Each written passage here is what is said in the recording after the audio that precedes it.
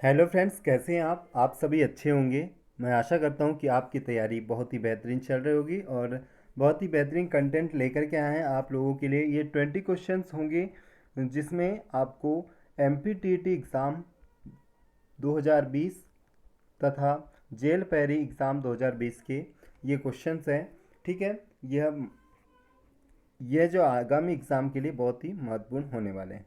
चलिए देखते हैं किस प्रकार से क्वेश्चंस पूछे जाते हैं जेल पैरी परीक्षा में। तो पहला क्वेश्चन देख पा रहे होंगे स्क्रीन पर कि दूध के लिए पर्यायवाची वाले शब्दों की पंक्ति को चुनें। ठीक है, इसमें ऑप्शन नंबर कौन सा सही है आपको आंसर करना है। ठीक है, तो यहाँ तीनों जो ऑप्शन दिए हैं वो तीनों ऑप्शंस में मात्रा को अलग करके या कुछ को ऐसे त्रुटि रखा हुआ है। ठीक है, तो दुग्ध जो होता है वो सही होता है। दूसरा चीज़, क्षीर जो होता है वो सही होता है और रस जो होता है वो गलत होता है। ठीक है, जो वो क्या होता है, रस की जगह गोरस होता है। मतलब जो ऑप्शन नंबर सी जो है वो हमारा करेक्ट हो जाएगा। ठीक है फ्रेंड्स, तो ऑप्शन नंबर सी यहाँ पर राइट आंसर होगा। क्या, दुग्ध क्षीर गोरस। चलिए नेक्स्ट क्वेश्चन।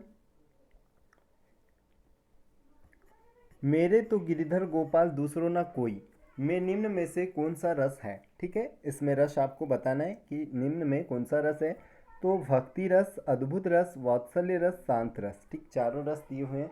मेरे तो गिरिधर गोपाल मतलब किसी प्रभु की भक्ति के बारे में यहाँ पर चर्चा की गई है, तो इसमें होगा हमारा भक्ति रस। ठीक, भक्ति रस का जो स्थायी भाव है वो देख लेते हैं। ईश्वर रूपियत, ईश्वर विषयक या ईश्वर रूपी रति। ठीक है, ईश्वर रूपी रति ये क्या होता है, भक्ति रस का स्थायी भाव होता है। ठीक है, अद्भुत रस का आश्चर्य, वात्सल्य रस का वत्सल और शांत रस का स्थायी भाव होता है निर्वेद। ठीक है फ्रेंड्स, निर्वेद ये आप याद रखेंगे क्योंकि स्थायी भाव से भी क्वेश्चंस पूछे जाते हैं। नेक्स्ट क्वेश्चन देखते हैं। अंधेर मचना मुहावरे का अर्थ निम्न विकल्पों में से कौन सा है। ठीक है, अंधेर मचना। चलिए ऑप्शन देख लेते हैं। कुव्यवस्था होना, योग्यता न होने पर भी सफल होना, मनोकामना पूर्ण होना, बुद्धि नष्ट होना। ठीक है, तो अंधेर मचना मतलब कुव्यवस्था होना। ऑप्शन नंबर ए फर्स्ट होगा इसका राइट आंसर, क्योंकि अगर कुव्यवस्था होगी तो वहाँ पर सही काम नहीं होंगे, अंधेर अंधे अंधे जैसे काम हो जाएंगे। ठीक है, याद रखिए। चलिए नेक्स्ट क्वेश्चन, क्वेश्चन नंबर 4। आप प्रत्यय से बना शब्द। ठीक है, प्रत्यय क्या होते हैं फ्रेंड्स, जो प्रत्यय होते हैं शब्द के बाद में इन्हें जोड़े जाते हैं। ये शब्द हो गया कुछ, इसके बाद हम आप को जोड़ना है। ठीक है, चलिए देख लेते हैं इसमें। जैसे आपा, मिलाप, आपत्ति और आप। तो यहाँ मिलाप में देखिए मिल धन आप। ठीक है, इसमें अगर संधि विच्छेद करके देखेंगे तो मिल धन आप, ये मिल भी एक क्या है, अपने आप में एक शब्द है। ठीक है, तो यहाँ आप राइट आंसर हो जाएगा आपका सेकंड बी, आपका राइट आंसर हो जाएगा। ठीक है, चलिए मुनि गण का शुद्ध रूप निम्न में से कौन सा है। मुनि गण का शुद्ध रूप बनाना है। चलिए, तो इसमें आपको सबसे पहले यहाँ त्रुटि खोजना है कि कौन सा शब्द गलत है। तो मुनि गण, मुनि गण गण दिया है। ठीक है, और मुनि गण तो मतलब गण जो होता है यही क्या होगा, इसमें राइट आंसर होगा। मतलब ऑप्शन नंबर सी इसका क्या होगा राइट आंसर, मुनि गण।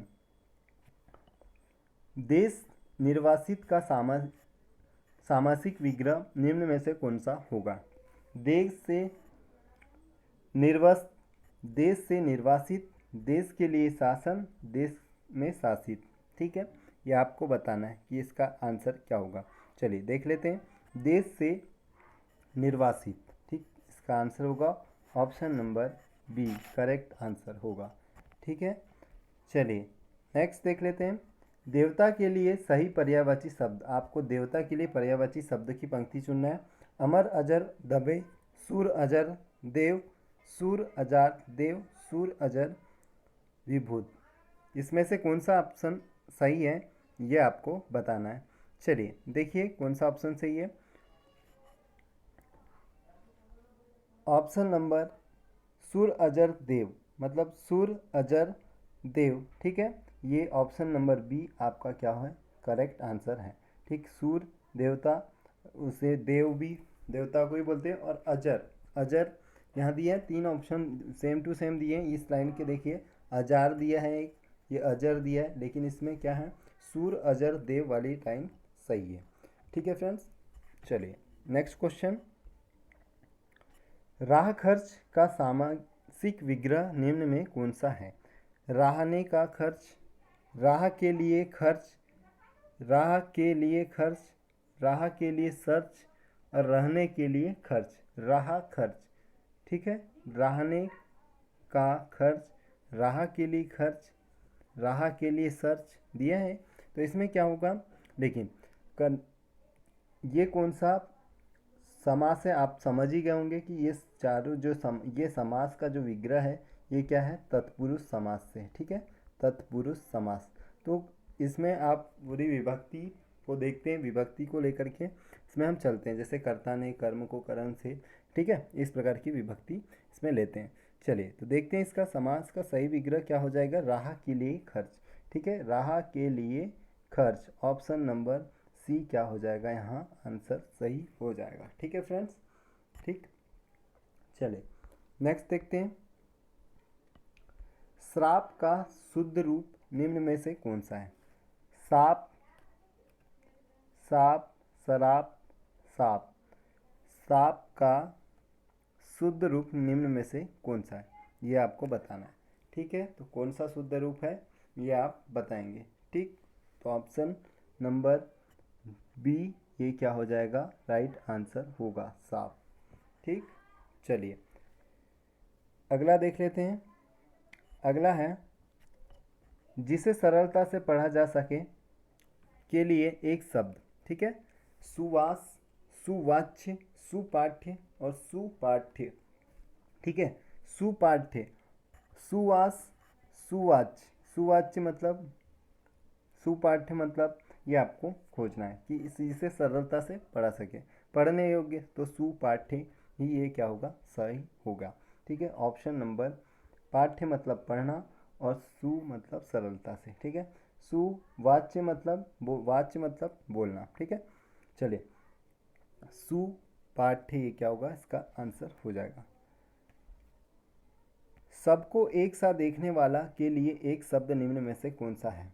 ठीक है, सामदर्शी दिया है ऑप्शन में। देखिए ऑप्शन में थोड़ा वो किया है, सिर्फ और सिर्फ सब चीज़ तो सेम है, बस ऑप्शन में आपको थोड़ा गुमराह किया है। तो देख लीजिए इसमें जो आप आंसर क्या होगा, जो सबको समान देखते हैं मतलब सम होगा, और देखने वाले को क्या बोलते हैं, दर्शी। तो समदर्शी इसका क्या होगा, आंसर हो जाएगा। ऑप्शन नंबर बी ये करेक्ट आंसर होगा। चलिए, प्रति उपसर्ग से बना शब्द निम्न में से कौन सा है? प्रति उपसर्ग से आपको शब्द बनाना है, कौन सा शब्द होगा? तो प्रति क्या होगा, उपसर्ग जो होता है शब्द के पहले जोड़ा जाता है, हम उसे ही क्या बोलते हैं, उपसर्ग बोलते हैं। ठीक है, जैसे हम यहाँ पर प्रति को क्या करेंगे, शब्द के पहले जोड़ देंगे। जैसे आप देख पा रहे होंगे, प्रीति दिया है, प्राति दिया है, प्रीति दिया है, लेकिन यहाँ क्या दिया है हमें, 4th नंबर में ही प्रति दिया है। ठीक है, तो ये ही क्या हो जाएगा, हमारा सही आंसर हो जाएगा प्रतिपक्ष। उपसर्ग क्या होता है, शब्द के पहले जुड़ता है। ठीक है, याद रखेंगे, प्रतिपक्ष। चलिए नेक्स्ट देखते हैं। संलग्न के लिए सही संधि विच्छेद को चुनिए। ठीक है, संलग्न के लिए सही संधि विच्छेद को चुनना है। तो हमने इससे पहले की वीडियो में आपको एक चीज़ बताई थी कि जो भी अम की मात्रा रहती वो म में चेंज हो जाती है। ठीक है, और वो हलंत के साथ। तो ऐसा कोई ऑप्शन ढूंढ लीजिए इसमें जो जो म में हलंत है। तो ऐसे हमें 2 ऑप्शन मिल रहे हैं, मतलब ये दोनों ऑप्शन को हमें काट देना है। ये दोनों ऑप्शन हमें मिला, लेकिन अब यहाँ क्या है, संलग्न, लग्न और ये लगन, संलग्न।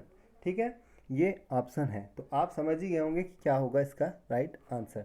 ठीक है, देख लेते हैं। तो राइट आंसर होगा option number 4 is correct answer. ठीक है, ऑप्शन नंबर 4 ये क्या है, करेक्ट होगा। क्योंकि हम जब भी, आप याद रखेंगे, हमेशा यही होता है कि अम की मात्रा म के रूप में हलंत नीचे लग जाता है, ये संधि विच्छेद जब भी होता है। तो ठीक है, ये कौन सी संधि का उदाहरण है, ये व्यंजन संधि का उदाहरण है। याद रखेंगे कौन सी संधि है, व्यंजन संधि। ठीक है फ्रेंड्स, चलिए नेक्स्ट देख लेते हैं। ऐच्छिक ऐच्छिक का निम्न में से कौन सा सही विलोम शब्द होगा? विलोम बताना है ऐच्छिक, तो इसका सही विलोम शब्द क्या होगा? पहला ऑप्शन देख लीजिए, दूसरा ऑप्शन, तीसरा ऑप्शन, चौथा ऑप्शन। ठीक है, अनैच्छिक, अनैच्छा, अनैच्छिका, अनैच्छिक, अनैच्छिक। ठीक है, तो इसमें राइट आंसर क्या हो जाएगा? ऑप्शन नंबर सी ही आपका क्या होगा? राइट आंसर होगा, अनैच्छिक। एब का निम्न में से कौन सा सही विलोम शब्द है? ऐब, ऐब मतलब बुराई, एक प्रकार की बुराई।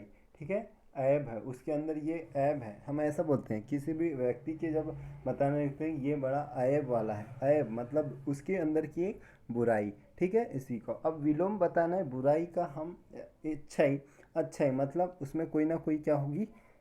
खूबी होगी। ठीक है, तो उसी वो क्या हो जाएगा? इसका राइट आंसर हो जाएगा, मतलब option number A correct answer होगा। ठीक है, चलिए उसके बाद नेक्स्ट देख लेते हैं। संसार के लिए सही संधि विच्छेद को चुनिए।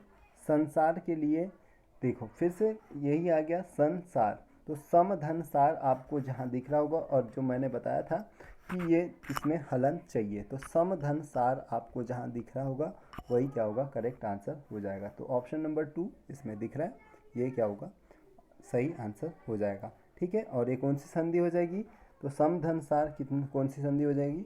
व्यंजन संधि हो जाएगी। ठीक है फ्रेंड्स, चलिए नेक्स्ट देख लेते हैं। अभी उपसर्ग से बना शब्द निम्न में से कौन सा है?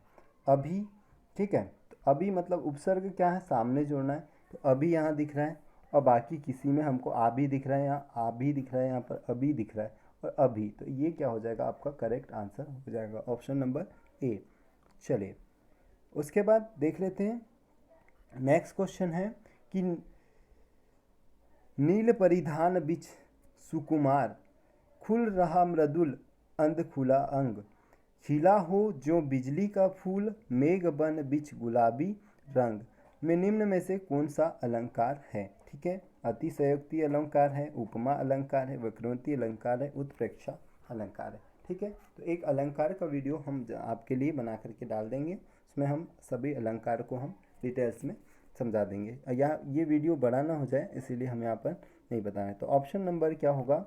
ऑप्शन नंबर 4 इसका राइट आंसर हो जाएगा, जो उत्प्रेक्षा अलंकार इसमें है। चलिए, मन पछेते अवसर बीते, दुर्लभ देह पाई हरिपद, भुजु कसम वचन अरुक्ति ही ते, सहस बाहु दस बदन आदि नृप, बचे न काल बलि ते, निम्न में कौन सा रस है? ठीक है, तो थोड़ा पढ़ने में भी समझ में आ जाता है कि ये कौन सा रस होगा। ठीक, तो रस आपको बताना है कि मन पछ तेहे अवसर बीते, दुर्लभ देह पाई हरिपद भजू। ठीक है, इसमें आपको आंसर बताना है कि जैसे अद्भुत रस, अद्भुत में मतलब आश्चर्य होगा आपको। ठीक है, वो शांत रस में शांत, ठीक, निर्वेद, जैसे इनके बात कर लें, इसमें आश्चर्य की अनुभूति होगी। ठीक है, इसमें निर्वेद मतलब आप ईश्वर की भक्ति, और विभत्स, विभत्स में जो क्या होगा? जुगुत्सा, जुगुत्सा होता है इसका स्थायी भाव, और भयानक में भय होगा। ठीक है, ये चीज़ आप लोग याद रखेंगे। ठीक, तो इसका राइट आंसर हो जाएगा शांत रस। ठीक है, हमको पढ़ने में ही इसमें समझ में आ रहा था कि जो हरि के बारे में ही बात कही थी। ठीक है, चलिए नेक्स्ट देख लेते हैं। हरिपत कोमल कमल से जो सबको सुख देत, में निम्न में से कौन सा अलंकार है? ठीक है, हरिपद कोमल कमल से जो सबको सुख देत, जैसे अतिशयोक्ति अलंकार, उपमा अलंकार, वक्रोक्ति अलंकार, उत्प्रेक्षा अलंकार। ठीक है, तो जो उपमा अलंकार का अर्थ ही होता है कि तुलना करना। ठीक है, उपमा, और उसमें अतिशयोक्ति अलंकार की बात करें तो अलग, अतिशयोक्ति जो अलंकार होता है उसमें बढ़ा चढ़ा के बताने की बात की जाती है। ठीक, चलिए देखते हैं आंसर क्या होगा। आंसर हो जाएगा उपमा अलंकार। ठीक है, ठीक, इसमें क्या करते हैं? जब किसी व्यक्ति या वस्तु की तुलना किसी दूसरे व्यक्ति या वस्तु से की जाती है। ठीक है, तो हरिपद कोमल कमल से मतलब हरि के पद की तुलना हम किससे कर रहे हैं? कोमल कमल से कर रहे हैं। ठीक है, जो कोमल, मतलब बहुत ही कहना चाहिए कि बहुत ही कोमल, सॉफ्ट, है ना। उस कमल से हम हरि के पद मतलब पैर की तुलना कर रहे हैं। ठीक है फ्रेंड्स, चलिए आज के लिए बस इतना ही। आज की वीडियो अगर आपको पसंद आ रहा है तो चैनल को ज़रूर लाइक शेयर सब्सक्राइब करें और हमारे साथ बने रहें। ठीक है फ्रेंड्स, थैंक यू।